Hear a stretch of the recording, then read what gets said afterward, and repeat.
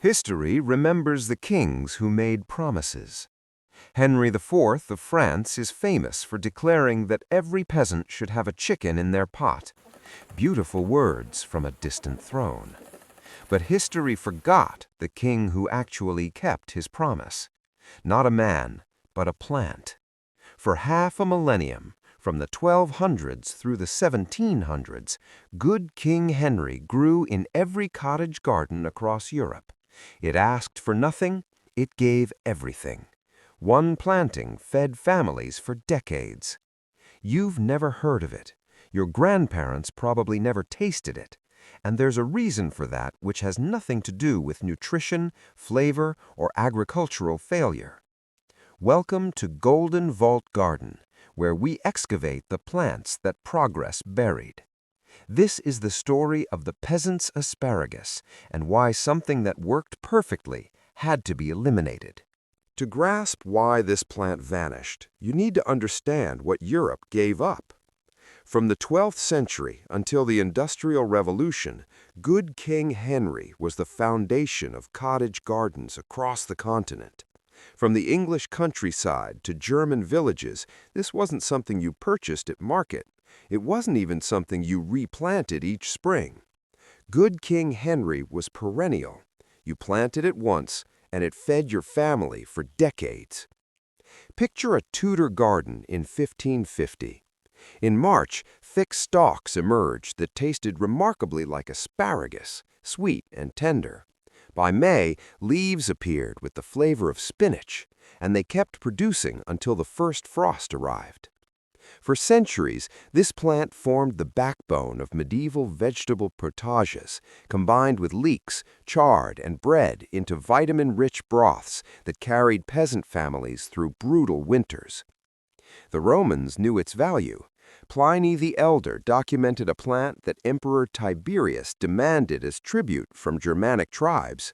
Most scholars believe he was describing good King Henry. Think about that. An emperor wanted it badly enough to demand it as payment. Nutritionally, good King Henry makes modern spinach look impoverished. A 1989 study published in Acta Horticulturae measured its nutritional profile. Then in 2022, the backyard larder ranked perennial vegetables for nutrient density. Good King Henry dominated the competition. Iron content? Higher than spinach. Calcium? More than milk. Vitamin C? Exceptional levels. It contains more B vitamins than most leafy greens we cultivate today. Complete nutrition from a plant requiring zero annual labor. No tilling, no replanting, no purchasing seeds every spring. It simply returned each year like clockwork, like a dependable friend who never forgot to visit. So where is it now? Why are we investing billions in genetically engineering climate-resistant crops when the perfect drought-proof vegetable already exists and has for centuries? The answer isn't a conspiracy. It's a geometry problem. The decline of good King Henry began in 1701 with an English farmer named Jethro Tull. Tull invented the seed drill, a revolutionary machine that mechanized planting.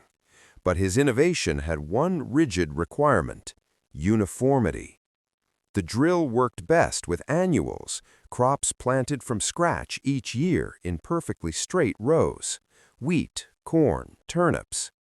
Good King Henry was chaos incarnate. It grew in spreading clumps. It propagated through root systems. It refused to stay in neat lines. You couldn't plant it with a mechanical drill. You couldn't harvest it with standardized equipment. In the emerging vocabulary of industrial agriculture, it had a fatal flaw.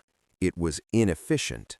When the Industrial Revolution arrived, the calculus of farming changed completely. Farmers stopped evaluating food and started calculating efficiency metrics. In 1837, John Deere invented the steel plow. For the first time, farmers could break virgin prairie soil and transform it into productive farmland. But perennial root systems, the kind good King Henry developed over decades, became obstacles. They held soil together with remarkable tenacity. They resisted breaking. They fought the plow. Annual crops, with their shallow, fragile root systems, were compliant. You plowed, planted, harvested, then plowed again. The system naturally selected for annuals, not because they were superior for soil health, nutrition, or farmers' well-being, but because they cooperated with machines. By 1900, the tractor had replaced the horse. Every machine we engineered was designed for one purpose: to wipe the earth clean and start fresh every spring. Perennials, like good King Henry, resisted. Their roots descended 3 feet deep. They stabilized the soil. They damaged plows.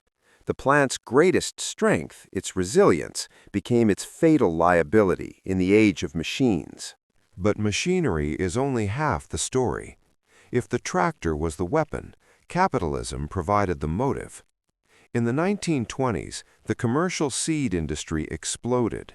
Companies like Burpee, Ferry Morse, and Northrop King discovered a fundamental economic truth: perennials are terrible products.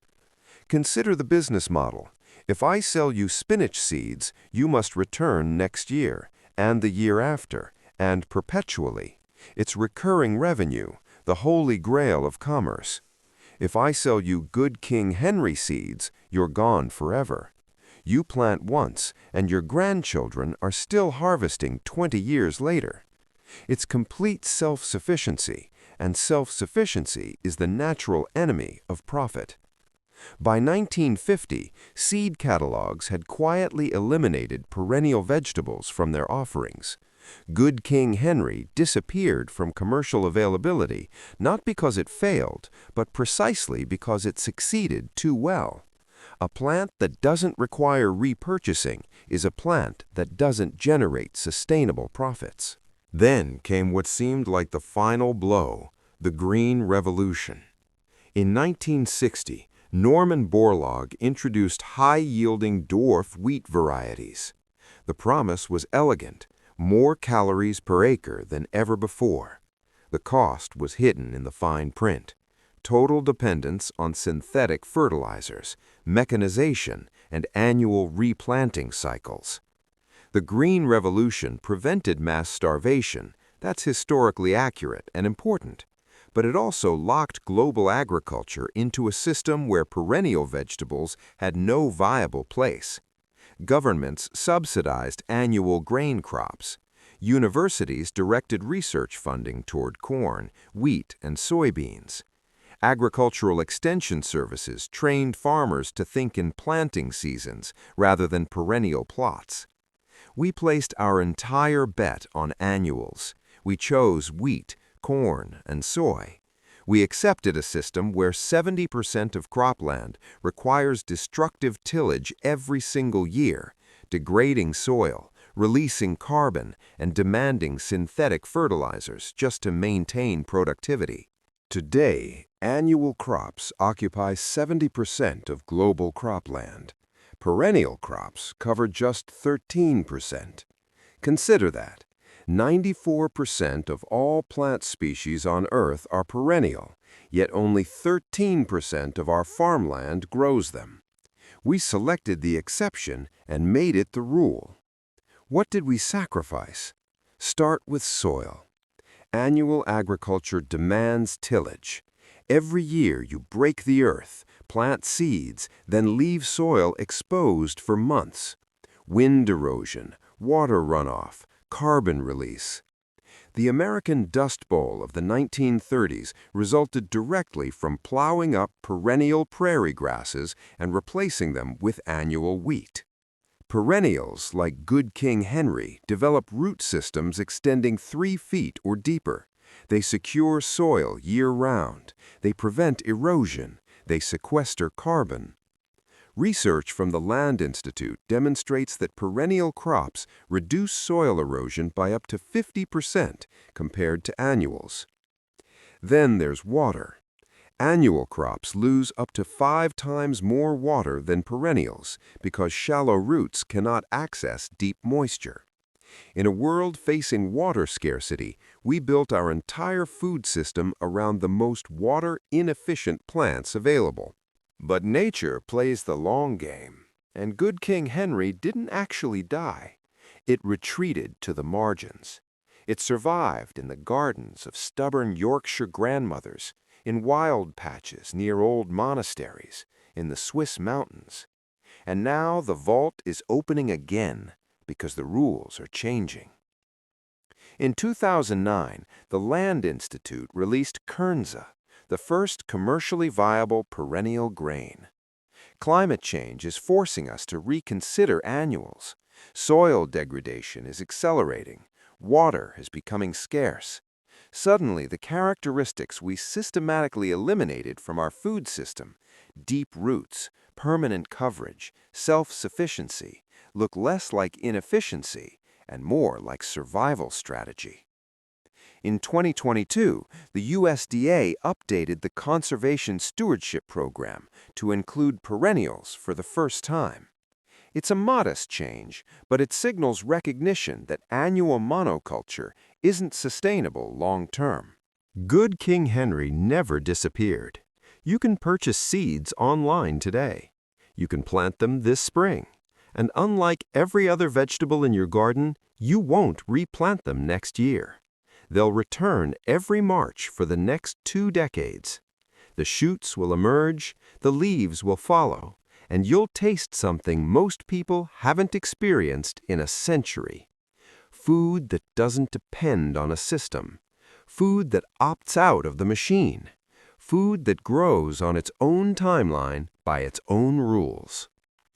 King Henry IV's promise of a chicken in every pot depended on wealth, commerce, and functioning economies. When economies collapsed, the promise failed. The other King Henry, the plant that lived in gardens for 5 centuries, asked for nothing. It simply grew. One made a promise requiring the world's cooperation. The other kept a promise the world forgot to hear. If this story changed how you see your garden, subscribe to Golden Vault Garden. We're unearthing the plants history tried to bury. Some promises are made with words, others are kept in roots that refuse to die. The vault opens again soon.